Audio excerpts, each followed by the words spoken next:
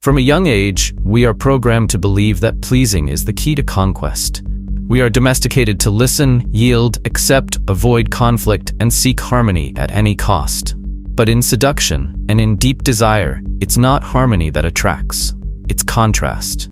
It's the man who doesn't waver when stressed, the one who smiles in the face of attack, the one who dances with discomfort and doesn't rush to restore peace. This is the first shock for those who begin to understand women's tests. The real mistake isn't reacting badly. It's overreacting. It's wanting to prove that you are good, fair, reliable. Because in the female universe, the more you try to be predictable, the more she feels you are controllable. And the controllable will never be the chosen one. These tests, or shit tests as many call them, are micro-social challenges launched to assess a man's congruence, integrity, and emotional worth under pressure. But make no mistake, this is not a rational decision. Often the woman doesn't even realize she's testing. It's pure biology, instinct refined by tribal survival. She's looking, even unknowingly, for signs that you can protect her emotionally and symbolically. That you're not just a man of words, but a man of nerves. When she teases you, what she's observing is this man firm or volatile? Does he crumble when pressured, or does he remain intact, even amused? This isn't cruelty. It's natural selection disguised as flirting. Now for the uncomfortable part. Most men sabotage themselves at the most crucial moment. When tested, they react with social anxiety. They try to please more, explain more, force a laugh, demonstrate that they aren't that kind of guy. And in this effort to convince, they hand over their emotional submission on a silver platter. The woman might even smile back. But the desire, that has already evaporated, because she felt it. She felt that at the first sign of discomfort, you lost your composure. You abandoned your posture to maintain validation, and that's the poison. The proof is in the small interactions of everyday life. When she says, "You always come here trying to impress the girls, right?" And the man replies with, "No, imagine, I just came for a drink." He thinks he's being polite. But what she hears is, "You challenged me, and I backed down. I'm seeking your approval." The man who smiles and says, "Sure, I train with 3 a night, but you're in my top 2, so behave yourself." He's not just responding, he's rewriting the dynamic. He's reversed the game. This man understood that the test is a chance to stand out, to create tension, not to relieve tension. But why is this mechanism so powerful and so invisible at the same time? Because it activates an ancestral layer of our behavior. In the tribal world, where there were no social networks, ready-made phrases, or digital games, the only form of selection was real-time behavior. Men who gave in easily, who desperately sought acceptance, were seen as weak. Those who maintained their composure, humor, and control even under social threat, those were the leaders, the protectors, the chosen ones. The modern woman may have an iPhone in her hand, but her biology still reads these signals with the genetic code from thousands of years ago. This is where the first brutal lesson comes in.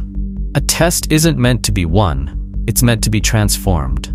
The smart man doesn't try to pass the test. He reflects on it, he redefines it, he plays with it. Because when you return the test lightly, you not only break its logic, but you also show that you are emotionally autonomous. And nothing is more seductive than someone who doesn't bow to the expectations of another. The problem is that most men still believe that seducing is obeying, when in fact seducing is subverting. Let's make this even more practical. Imagine a common scenario. She's late for the date and arrives saying, "Wow, you didn't leave? I was expecting you to give up." An average man would say, "Oh, relax, it happens, it's all right." Trying to be understanding, he's being predictable. He thinks he's being mature, but he's just validating the disrespect. A strategic man might say, "Of course I was going to leave, but then I thought, I'll give you a chance to impress me. There's still time."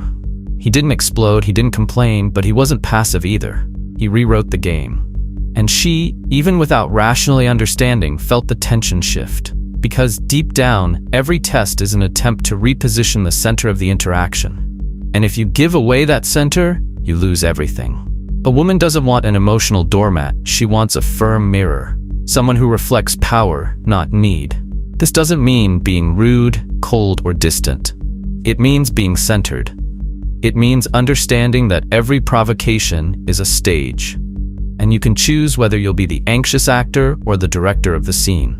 You start to understand the game when you realize she's testing you not because she wants to destroy you, but because she wants to see if she can trust you. The test is the dance of desire, an initiation ritual. And if you face it with fear, you lose. But if you see it as an opportunity to create tension, humor, and dominance, you win effortlessly. And the most curious thing is that the more you respond with playful firmness, the less she feels the need to test you. Because the test only persists when there is doubt. And the man who doesn't waver dissolves doubt in his presence. There's a brutally true phrase in the world of seduction. You're not tested because you're weak. You're tested because she's not yet sure if you're strong. And until that certainty is established, the tests will continue, which means that the most common mistake men make isn't being tested. It's not understanding what to do with the test. It's taking it personally. It's falling into the emotional trap and trying to fix something that was never broken. The woman isn't challenging you because she hates you. She's challenging you because she wants to feel something. You want to feel that there's someone there who doesn't bend, who knows how to play with fire without getting burned. And here lies the supreme power. The man who understands the game doesn't play to win. He plays to provoke, to invert, to ignite. He responds to tests like someone dancing with a blade, with charm, lightness, and danger. And this isn't learned by memorizing ready-made phrases. It's learned by understanding the logic behind the behavior. Understanding that attraction thrives on tension, and that the biggest mistake a man can make is trying to eliminate it. Tension is the fuel of attraction. And where there is tension, there is testing. It's no coincidence that women's tests are not flaws in the system, but the system itself. They don't arise to sabotage you. They are the ritual of selection. The woman is not just reacting to your behavior, she is unconsciously exploring the limits of your emotional value. And that's exactly why the mistake is believing that these tests are unfair. They are not. They are inevitable. The problem is not that they exist, it's that you don't know how to play them. When we talk about shit tests, many men imagine they are being provoked for no reason, as if the woman takes pleasure in destabilizing them. This is a superficial and resentful view. The reality is much more raw. The test is an evolutionary protection mechanism. Since tribal times, women have needed to select from dozens of men the one who demonstrated not only strength, but stability, shrewdness, and emotional immunity. It was a matter of survival for her and her offspring. The man who exploded in anger or cowered under pressure wasn't a safe bet. And this, ingrained in the collective unconscious for thousands of years, manifests itself even today in bars, on dating apps, in calculated silences and provocative phrases. The game has changed its guise, but the logic remains the same. She needs to see if you're trustworthy. And trustworthy in the female world is unflappable. This is where the modern man collapses, because he has been indoctrinated to seek peace at any cost, to be kind, polite, tolerant. But female desire isn't ignited by gentleness. It's ignited by controlled emotional unpredictability. This seems contradictory, because it is. Women seek stability, yes, but not the boring emotional stability of someone who never reacts, never provokes, never challenges. They seek the stability of someone who, even under pressure, maintains their own energy. Someone who creates discomfort not through aggression, but through the depth of their mystery. And this is the key that true seducers have understood. They don't react to the test with predictability. They don't try to calm the woman. They ignite the fire. They keep the provocation alive until she begs for resolution. Robert Greene masterfully describes this in The Art of Seduction, stating that enchantment is built through gradual tension, not immediate surrender. Seducers manipulate time, create atmospheres, cultivate uncertainty, because they know that the female brain is driven by emotion, not logic. When you try to be logical, explanatory, too proper, you shut down the circuit of desire. But when you respond with unpredictable calm, with silence charged with presence, with venomous humor, you ignite what she didn't even know she wanted to feel. Freud, the father of psychoanalysis, said that desire is always the desire of the other. This means that we humans only desire what we feel the other intensely desires, or tries to hide forcefully. And therein lies the secret behind feminine tests. They are sensors. They are tools that investigate whether you are truly desirable, not by what you say, but by how you position yourself in the face of the challenge. When you demonstrate that you're not desperate for acceptance, when you don't rush to justify or explain yourself, you activate unconscious desire. Because the man who doesn't need to convince is the man who carries something valuable. That's why the nice guy fails so often, because his main goal is to please. And in the name of this desire to please, he becomes incapable of sustaining tension, provoking desire, or showing emotional autonomy. He becomes predictable. And the predictable doesn't challenge, doesn't intrigue, doesn't seduce. Seduction is a theater. And in the theater of desire, the seducer's role is to keep the mystery alive, not to solve it as if it were an equation. The woman who tests, deep down, is saying, "Show me that you are greater than my doubt." And the man who says, "Sure, let me prove it to you," has already lost. Because whoever tries to explain themselves is seeking validation, and that is perceived as weakness. And here lies the greatest contradiction of all. The woman who tests you wants both stability and challenge. She wants to trust you, but she also wants to be emotionally destabilized. Not in the sense of suffering, but of being moved. She wants to feel that she is facing someone who can guide her, surprise her, energetically dominate her without needing to say a word. And this is only possible when you stop playing the game of emotional submission and start playing the game of strategic provocation. Not to hurt, but to instigate. Because every human being, especially the female, remembers those who made them feel something different. And what is more different than someone who doesn't bow to your test but transforms it into creative tension? Let's be even more radical. The woman who challenges you is offering you power. Yes, power. Because by testing you, she is giving you the opportunity to guide the interaction, to lead the emotional aspect, to show that you understand the mechanics of the game. And if you reject that power, trying to be too respectful, too gentle, too aware, you not only lose her desire, you lose her respect. Because respect is built not on submission, but on well-managed tension. A woman desires the man who makes her forget she's in control. And the only kind of man capable of doing that is the one who deeply understands the reason for the tests. That's why the men who master this art aren't the most handsome, the richest, or the most talkative.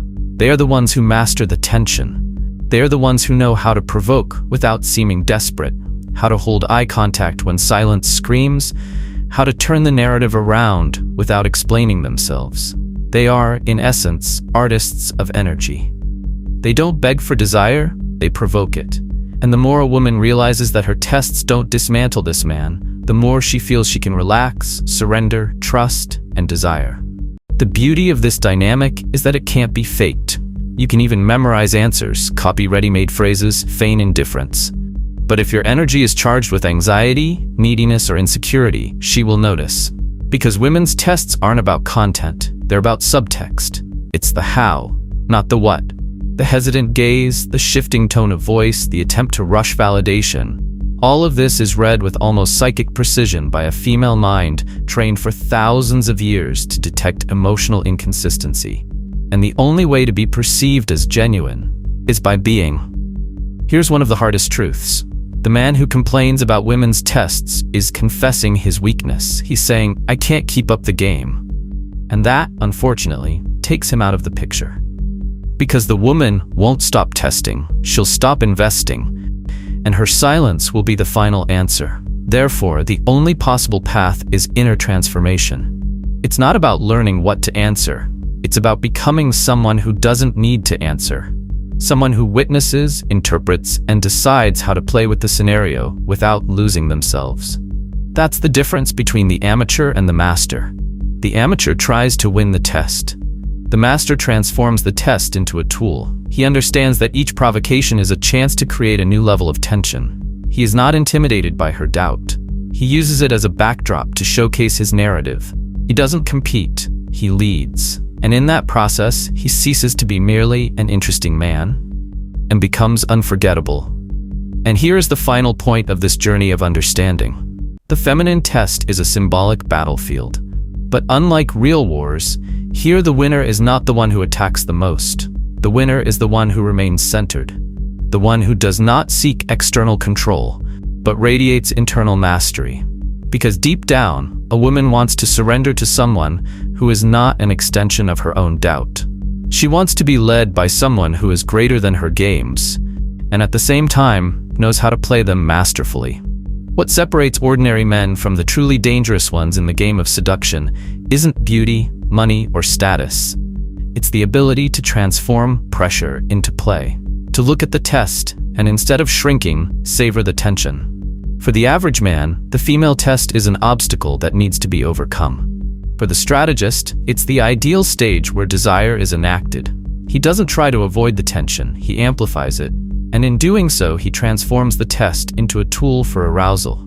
The game changes completely when you understand this, because most are still stuck in a reactive mindset.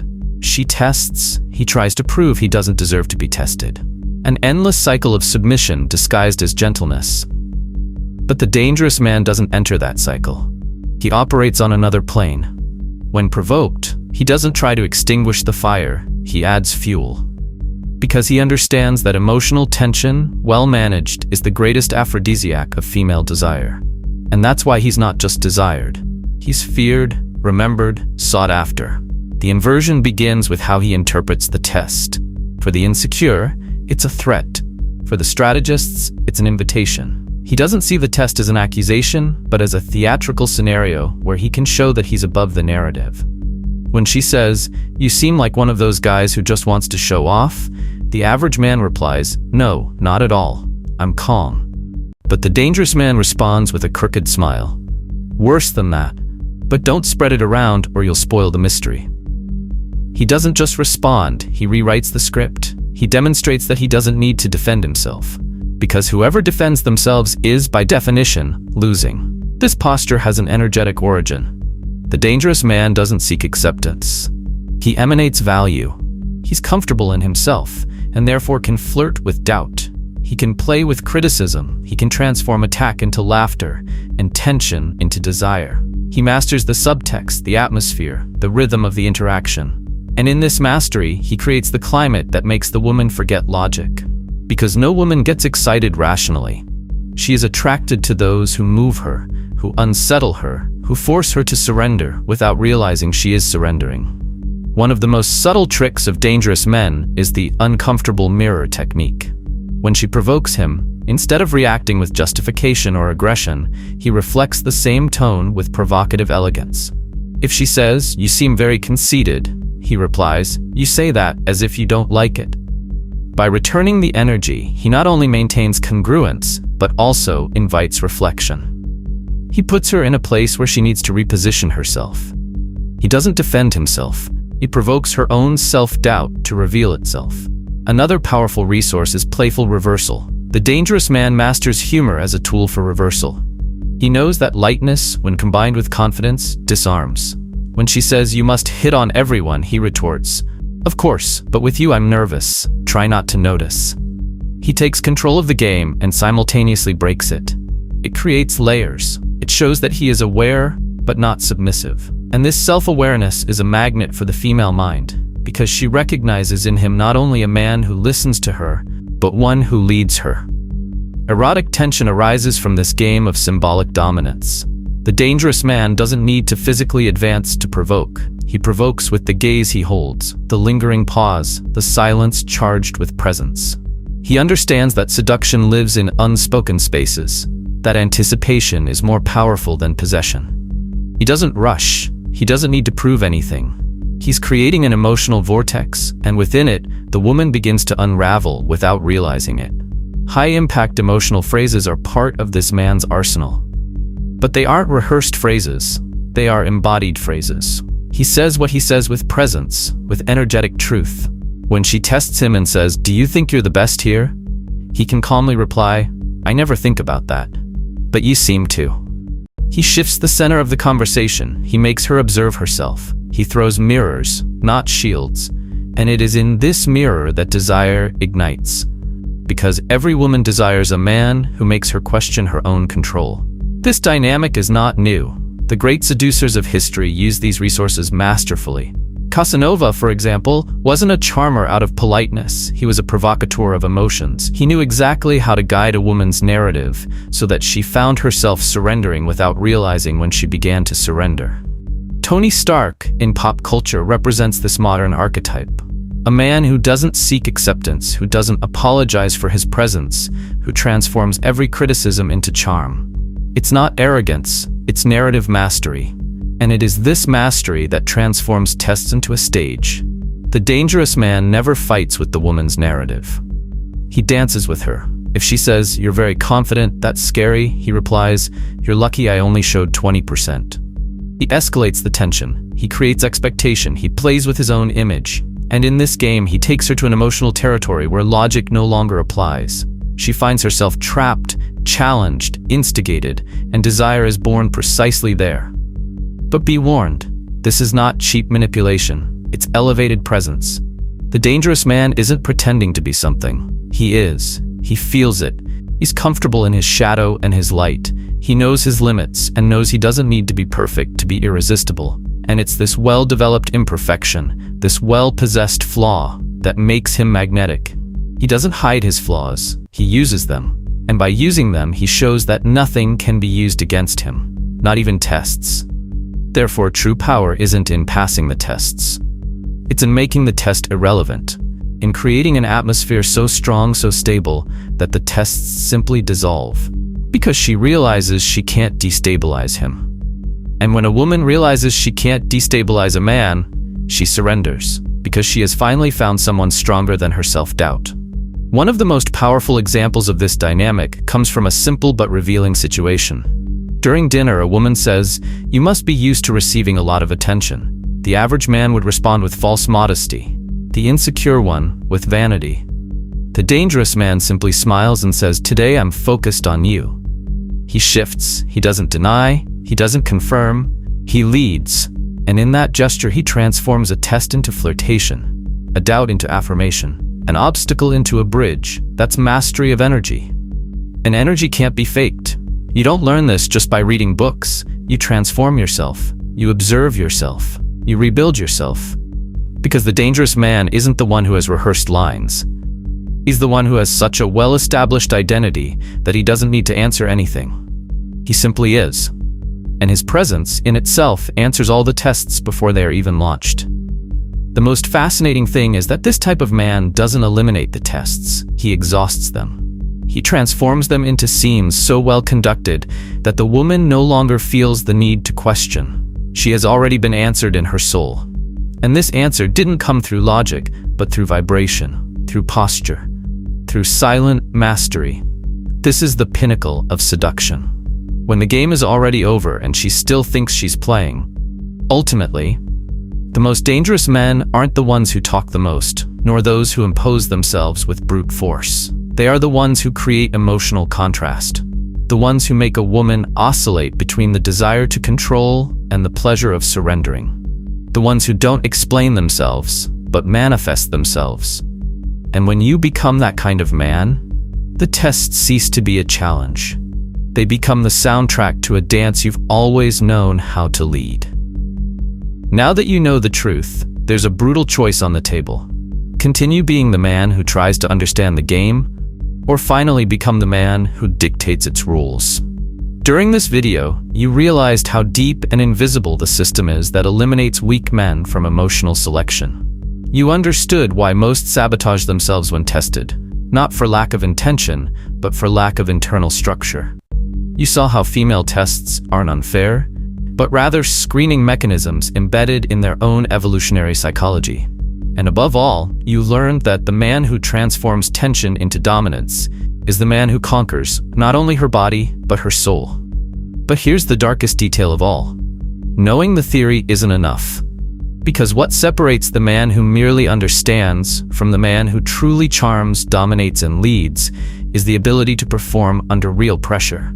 And that's exactly where 99% fail. They read books, watch videos, listen to advice, but continue to react with fear, hesitation, and neediness. And that's why I need to introduce you to what comes next. The Forbidden Manual, How to Trigger Desire in 60 Seconds, isn't just an audiobook. It's a mental, social, and emotional reconditioning, so you'll never be tested the same way again, because she'll realize you've already figured it all out. This manual wasn't built to give you ready-made phrases or cheap shortcuts. It was designed to reprogram you from the inside, like a true forbidden manual of persuasion, tension, and social dominance. Each track of the audiobook was designed to recalibrate your language, your energy, and your posture, so that the whole game bends to your presence, even if you don't say a word. You'll understand how to provoke desire in 60 seconds, not with visual tricks or cheap showmanship, but with such an advanced level of psychological reading that she'll feel like she's in front of a man who reads her soul. And that feeling is uncontrollable.